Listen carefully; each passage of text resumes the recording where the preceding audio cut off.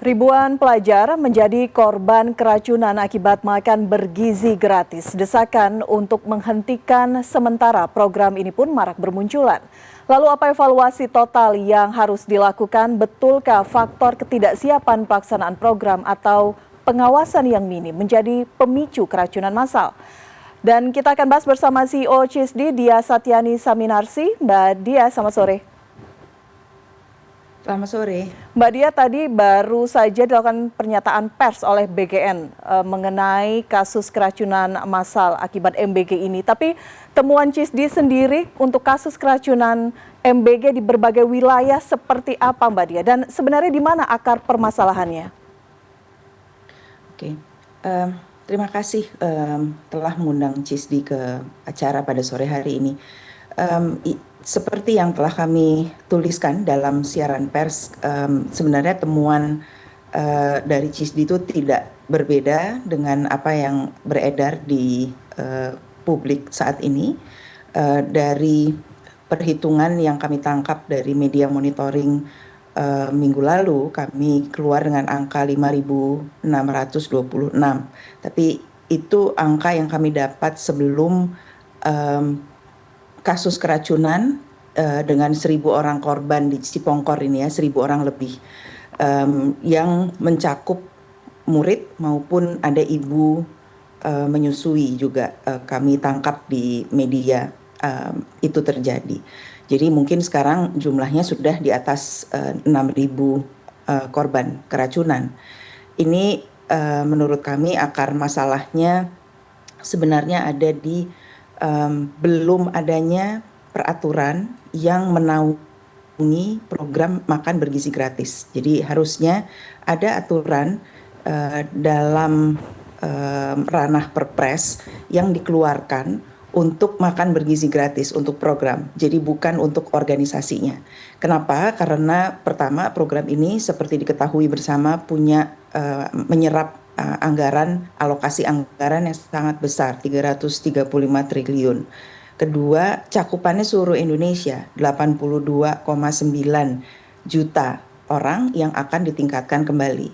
Jadi dua hal ini saja sebenarnya sudah mengharuskan adanya peraturan Perpres yang menaungi program ini. Kenapa? Karena dibutuhkan akuntabilitas dari program, dari penggunaan anggaran, dari pelaksanaan anggarannya, dan kemudian dibutuhkan juga standar-standar untuk menu standar kecukupan gizinya sesuai dengan indeks gizi yang sudah dikeluarkan oleh Kementerian Kesehatan, dan kemudian dibutuhkan juga standar penyiapan, standar distribusi, standar pengepakan, dan lain sebagainya, termasuk standar monitoring dan evaluasi dengan kriteria-kriteria tertentu.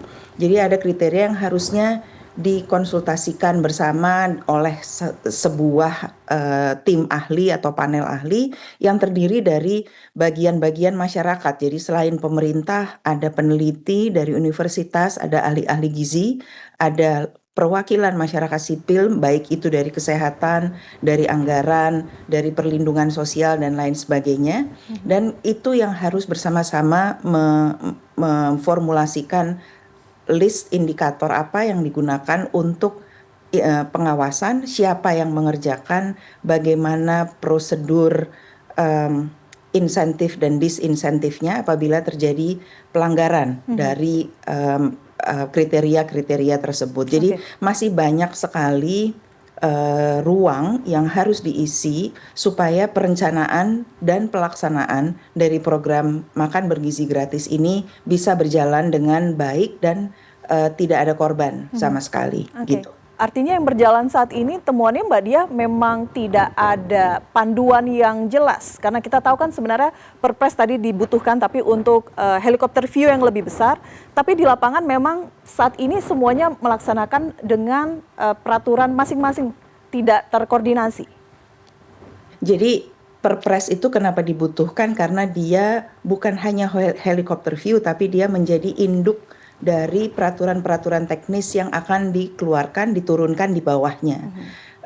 Sekarang di level operasional kita membahas ini kan, jadi harus ada pengawasan, harus ada first in first out, harus ada fresh tadi, nggak boleh ada korban dan segala macam. Itu sebenarnya ada di level operasional. Tapi harusnya peraturan-peraturan di level operasional ini menginduk kepada sebuah peraturan besar yang mengatur eh, klasifikasi besarnya dan mengatur standar dan normanya. Apa standar dan norma? Mengacu kepada apa? Kepada best practices negara lain kah? Kepada aturan WHO kah? Kepada hasil penelitian tertentu atau bagaimana? Jadi harus ada aturan induknya. Dan kemudian bagaimana transparansi pelaksanaannya, bagaimana sistem pengawasan publiknya, ini semua harus ada. Jadi karena ini masih bolong di atas sini, jadi yang kita bahas sekarang adanya di level operasional terus, tidak pernah membahas ke level aturan-aturan atau norma-norma dan guideline apa yang harusnya memayungi program MBG yang cakupannya nasional ini. Termasuk juga bagi mereka pihak-pihak yang tidak bertanggung jawab mencari celah untuk tidak memenuhi persyaratan. Kita berbicara mengenai misalnya SLHS itu yang kemudian ramai dibicarakan karena dari KSP sendiri menyebut dari 8.583 SPPG hanya 34 yang memiliki sertifikat layak higien dan sanitasi yang bagus. Ini data fakta yang kemudian mengejutkan. Selama ini belum pernah terungkap, tapi akhirnya diungkap oleh kantor staf presiden. Dan tadi BGN menyatakan persyaratan-persyaratan ini harus dipenuhi dalam waktu 1 bulan. Jika tidak, SPPG yang nakal ini kemudian tidak bisa lagi beroperasi. Menurut Mbak Dia ini menjadi salah satu solusi? Betul, tapi lagi-lagi peraturan mengenai SLHS itu harus dibunyikan di Perpres. Jadi SLHS sebagai sebuah norma, sebagai sebuah standar untuk makan bergizi gratis untuk program MBG di Indonesia itu harus dijadikan peraturan baku yang adanya letaknya di mana dia? Dia letaknya ada di peraturan yang memayungi semuanya. Baru kemudian diatur pelaksanaannya bagaimana agar SLHS ini bisa dipatuhi oleh calon-calon SPPG.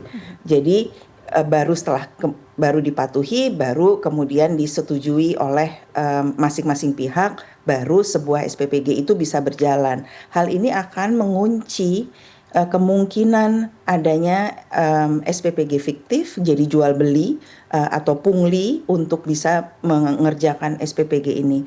Harus kita sadari bersama bahwa anggaran yang ditetapkan untuk program makan bergizi gratis ini jumlahnya amat sangat besar.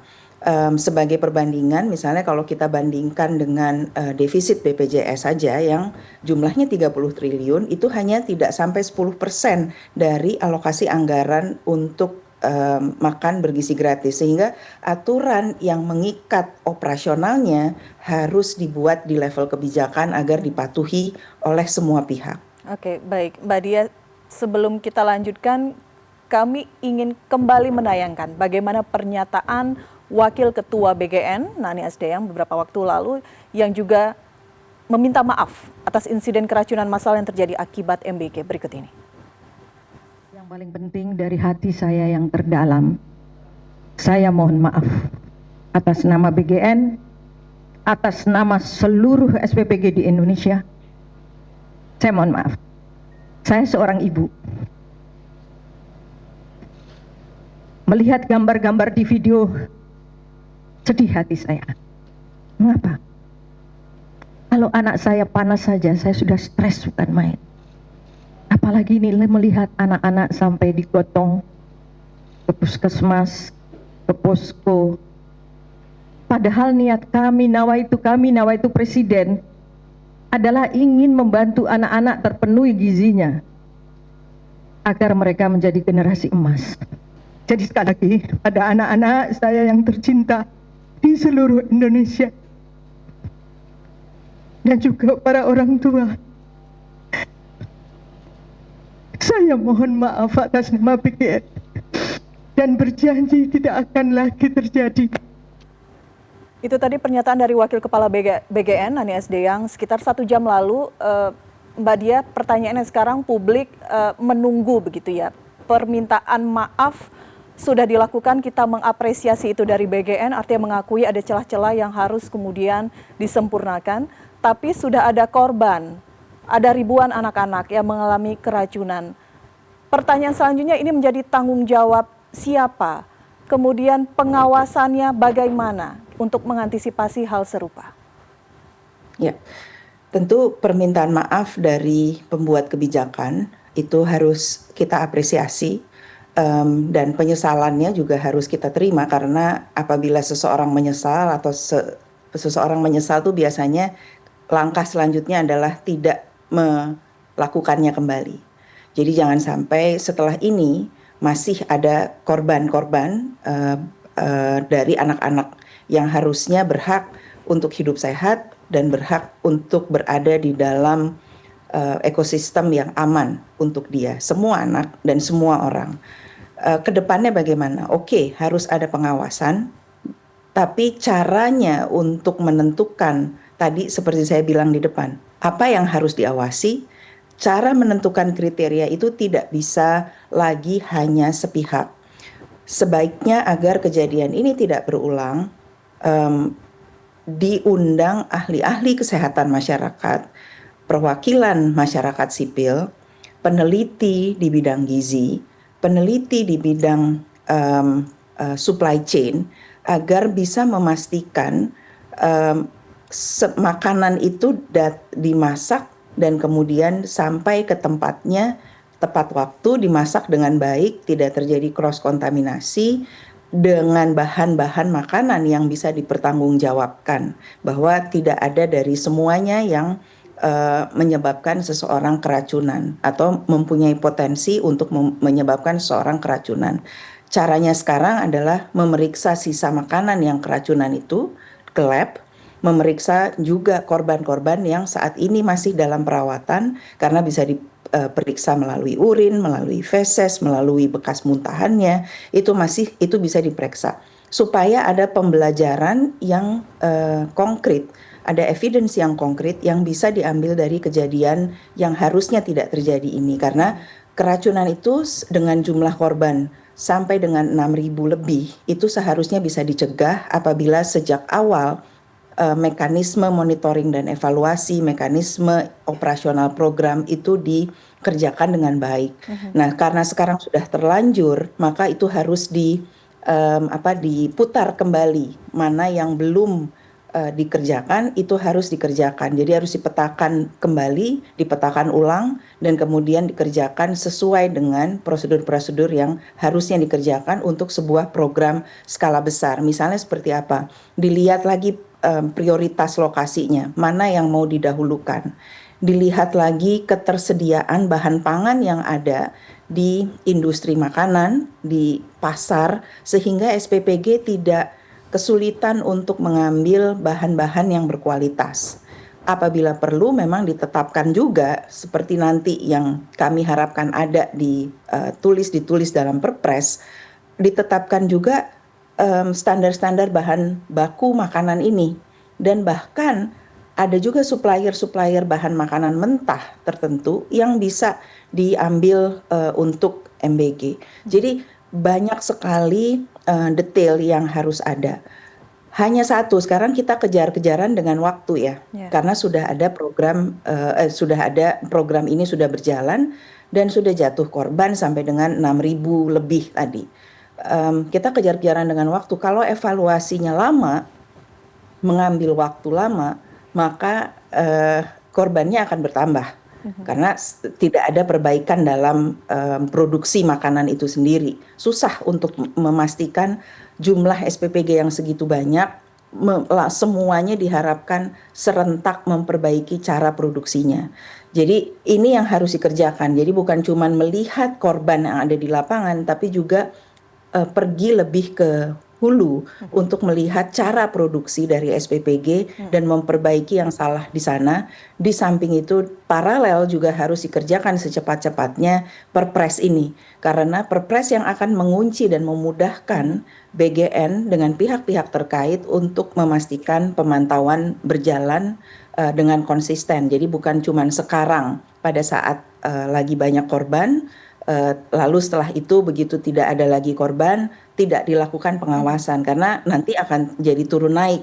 Pada saat korban dilakukan, ada korban jatuh, dilakukan pengawasan, lalu perbaikan sebentar, lalu nanti lagi kalau nggak ada peraturan yang mengikat dan memperbaiki sistem produksi ini dari end to end sampai dengan distribusi ke masyarakat, maka ini akan menjadi sebuah kejadian yang berulang dan terus berulang. Jadi ini yang kami harapkan dapat diperbaiki oleh BGN. Baik, Mbak Dia, terakhir singkat saja, sudah akan ada evaluasi begitu ya yang disampaikan oleh BGN, tapi apakah kemudian moratorium atau dihentikan sementara secara menyeluruh masih perlu dilakukan untuk program makan bergizi gratis ini sambil menunggu perpres mungkin tadi?